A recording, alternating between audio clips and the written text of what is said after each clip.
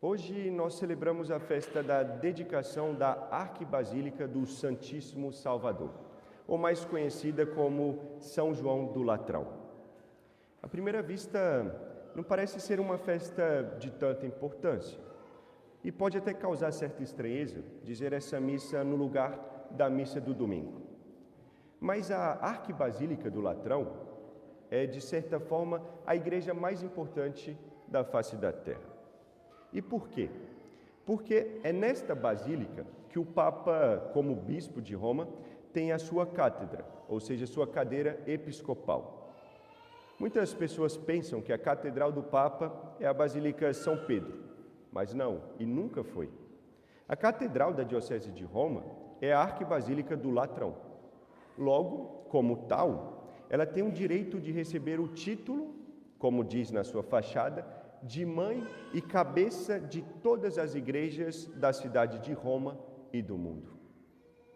Portanto, festejar a Basílica de São João do Latrão é venerar a igreja visível como Cristo a quis, é reconhecer a comunhão universal da Igreja Católica, é como abrir o nosso olhar para além da nossa capela, além de nos unir, de certa forma, com o Papa, sucessor de São Pedro. Assim, ao celebrarmos esta festa, não estamos celebrando apenas as pedras de São João do Latrão ou recordando um edifício histórico. É mais do que isso. Hoje nós celebramos o mistério da Igreja de Cristo, visível e invisível, pela qual Deus santifica e salva os homens, até porque fora da Igreja não há salvação. A festa de hoje nos leva a considerar algumas coisas. E a primeira delas é a importância de termos belas igrejas. Não há quem não se impressione com a Basílica do Latrão. Alguns aqui já tiveram a oportunidade de ir a Roma e viram a beleza das igrejas romanas. A Basílica de São Pedro, Santa Maria Maior, a Basílica de São João do Latrão e muitas outras. É uma coisa inacreditável. É difícil até descrever a beleza das igrejas de Roma. É algo para se contemplar, para apreciar, para se impressionar. Então, muitas pessoas já tiveram essa graça, mas certamente todo mundo aqui, mesmo que não tenha ido a Roma, já pelo menos viu uma foto de uma igreja de lá. É simplesmente convertedor. A beleza ela atrai, a beleza ela converte. E olhar para uma igreja de Roma é ver a grandeza do catolicismo. Quem entra numa basílica de Roma não vê apenas pedras, colunas e mármores. Vê uma fé que atravessou séculos e que quis traduzir em pedra a grandeza de Deus. É algo impressionante, algo único. Então, diante disso, é importante refletir sobre o que significa ter belas igrejas. Não se trata de orgulho ou vaidade. E não foi por acaso ou à toa que os padres, os papas e mesmo os fiéis procuraram construir belas igrejas e catedrais. Há uma intenção e um significado em construir belas igrejas. A gente não consegue perceber isso porque, infelizmente, há uma tendência nas nossas sociedades modernas, e nós de Brasília ainda sofremos um pouco mais com isso, de reduzir os edifícios religiosos em meros espaços utilitários e práticos. É por isso que se vêem cada vez mais igrejas que não parecem igrejas, o que é uma lástima, uma pena. Inclusive, essas construções mostram um pouco da fé das pessoas, que não se importam com a beleza ou com o cuidado com as igrejas. Isso é a prova de que muitas pessoas não sabem o que é uma igreja, o que representa uma igreja. A igreja é a casa de Deus, ou seja, é onde Deus habita. Como diz o introito da missa de hoje, é terrível este lugar, é a casa de Deus e a porta do céu. Este lugar será chamado a habitação do Senhor.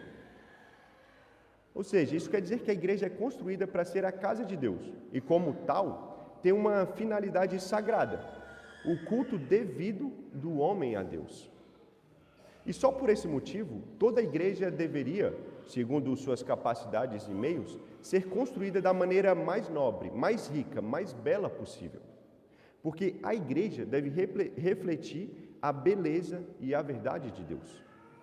Por isso que, antigamente, as igrejas eram monumentos magníficos, porque os homens sabiam o que era uma igreja, ou seja, sabiam que a igreja é a casa de Deus.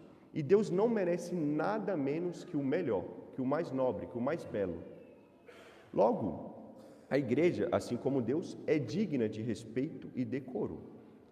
E a beleza não é mera opção estética, a beleza é algo objetivo e participa da verdade do bem. Logo, tudo o que é belo pode mostrar algo de Deus. Deus é belo. Portanto, as igrejas e a liturgia refletem esse transbordamento e devem ser belas também. A construção de belas igrejas expressa a dignidade da ação litúrgica e da oração do mundo, além de expressar a fé e a importância que tem aqueles que as constroem.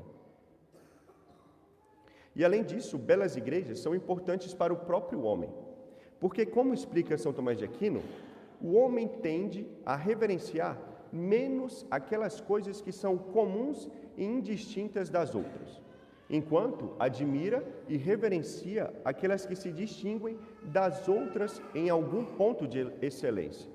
Ele faz uma comparação com os reis e príncipes deste mundo. Ele diz: por isso também é costume entre os homens que reis e príncipes, que devem ser reverenciados por seus súditos, sejam vestidos com vestes mais preciosas e também possuam habitações mais amplas e mais belas.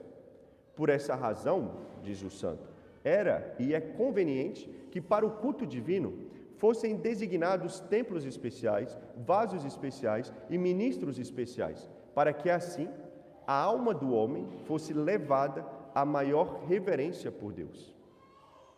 Então vejam a importância de belas igrejas. Primeiro, porque se trata do culto do homem a Deus, porque se trata da casa de Deus. E depois, porque isso é importante para o próprio homem. Uma bela igreja é um catecismo de pé. Por exemplo, é impressionante entrar em uma catedral gótica. A primeira coisa que se faz quando entramos em uma catedral assim é olhar para o alto e ver a grandeza e a altura daquele lugar. Isso nos leva a considerar uma coisa: a grandeza de Deus. E o próprio Cristo, que construiu uma sociedade visível, a igreja, com uma estrutura hierárquica, sacramentos, ministros e etc., espera de nós que para essa sociedade sejam construídos templos, belos templos, onde ele habitará, onde os fiéis vão cultuá-lo e adorá-lo, publicamente e como sociedade. Ou seja, ter igrejas e ter belas igrejas é uma obrigação e um dever do homem para com Deus. Logo, os homens, para o culto de Deus e para o seu próprio bem, devem refletir sobre a importância das igrejas e de termos belas igrejas. A igreja é a casa de Deus. Todavia, isso nos leva a uma importante obrigação: a participação dos fiéis na vida concreta da igreja, em especial na ajuda material da obra divina. Os fiéis, é verdade, têm não apenas um direito à igreja, o direito à palavra, à doutrina de Deus, aos sacramentos, ao culto, mas eles também têm o dever de ajudar a manter o culto, os sacramentos e etc. Vejam que a ajuda no sustento da igreja não é um mero voluntarismo, é um verdadeiro mandamento. Ou seja, todo fiel tem uma obrigação em consciência e um dever de justiça, de caridade e de religião de ajudar no sustento da igreja. Claro, a ajuda é dada segundo as possibilidades de cada um. E até aproveitando a ocasião e o tema, para tirar uma dúvida bem comum, historicamente, biblicamente, sempre se falou de 10%. Porém, a igreja não obriga nem fixa esse valor. Isso permanece como conselho, mas a igreja não determina o valor. Logo, é possível ajudar com 10% do salário, mas pode ser possível também ajudar com mais ou menos. Isso depende das possibilidades de cada um. Mas vejam que o dízimo, ou seja, ajudar no sustento da igreja, não é um dever apenas dos mais ricos, mas de todos, segundo as possibilidades de cada um. Mas todos devem ajudar no sustento da igreja de alguma maneira, nem que seja, por exemplo, prestando um serviço. Então vejam que é importante que cada um tome consciência desse dever. A igreja, como vimos, é também uma sociedade visível, que precisa de ministros, de edifícios, de livros sagrados, de arte sacra, de liturgia digna, e tudo isso exige meios. Se não fosse essa ajuda dos fiéis, certamente não haveria belas igrejas, não haveria uma arquibasílica como Latrão. A generosidade dos fiéis leva à glória de Deus, porque a generosidade para com a igreja também é um ato de adoração. Ajudando no sustento do culto, mantendo e construindo uma igreja, nós damos testemunho de que Cristo é Senhor, e assim o adoramos como tal. Então, o culto de Deus deve ser para o fiel, e o fiel precisa ter consciência disso, o ato principal, a preocupação da sua vida. Claro, segundo os seus meios, né?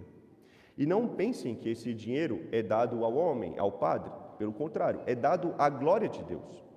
E essa cooperação é a expressão da caridade, da justiça e da própria religião. E como vimos, as belezas das nossas igrejas exprimem nossa fé. A igreja deve ser bela, e ela só é bela com a ajuda dos fiéis. Bom, eu não digo isso para que vocês deem mais dinheiro. Essa não é a intenção desse sermão. Até porque nós acabamos de ver e ter a prova da generosidade de vocês com as reformas recentes da capela. A capela está, graças a Deus e a ajuda de vocês, pintada, limpa e bem cuidada novamente. Isso foi conseguido em pouco tempo, justamente com a generosidade de vocês. Então, já fica aqui, mais uma vez, o nosso muito obrigado. Mas saibam que isso foi para a glória de Deus. O cuidado com a nossa capela também exprime nossa fé. Não só o cuidado material e externo, mas também a nossa postura exprime a nossa fé dentro da igreja. E é por isso que nós, padres, insistimos tanto sobre isso, sobre a modéstia, postura, sobre o não conversar dentro da igreja, não usar celular e etc. Porque queremos que vocês tenham consciência de que aqui é a casa de Deus e que juntos possamos amar e adorar mais a Deus, como Ele quer ser adorado e amado, como Ele deve ser adorado e amado. Então, o intuito desse sermão, como eu falei, não é querer com que vocês doem mais, mas é levá-los a terem consciência desse dever e ver a importância de ajudar a igreja. A igreja é a casa de Deus e Deus merece o melhor, o mais belo e o mais nobre da nossa parte. Logo, procuremos aproveitar a festa de hoje para rever nossa consciência quanto a esse dever. Ou seja, perguntemo-nos se estamos ajudando de alguma maneira no sustento da igreja. E se não estamos, procuramos cumprir com esse mandamento que também é importante para a nossa salvação e para a própria glória de Deus. Mesmo que seja modesto, cumpramos como podemos. A fidelidade faz-se no pouco e cresce no muito. E mesmo que não se tenha nada, nós podemos também contribuir com outros bens, além do dinheiro. Por exemplo, com algum serviço voluntário, manutenção, etc., que são necessários também. De alguma maneira, podemos e devemos cumprir com esse mandamento. Claro que esses serviços devem ser sempre autorizados e subordinados aos padres. E para finalizar, procuremos realmente olhar para a igreja como a casa de Deus, porque de fato é a casa de Deus. E cuidemos das nossas igrejas, fazendo delas cada vez mais belas e dignas de Deus, nem que seja com a nossa postura. Cuidemos da casa de Deus na terra, para que um dia Ele nos acolha na sua casa eterna. E que a Virgem Maria, Mãe da Igreja, nos obtenha a graça de viver sempre na Igreja Católica Apostólica Romana, a única verdadeira Igreja de Cristo. Em nome do Pai, do Filho e do Espírito Santo. Amém.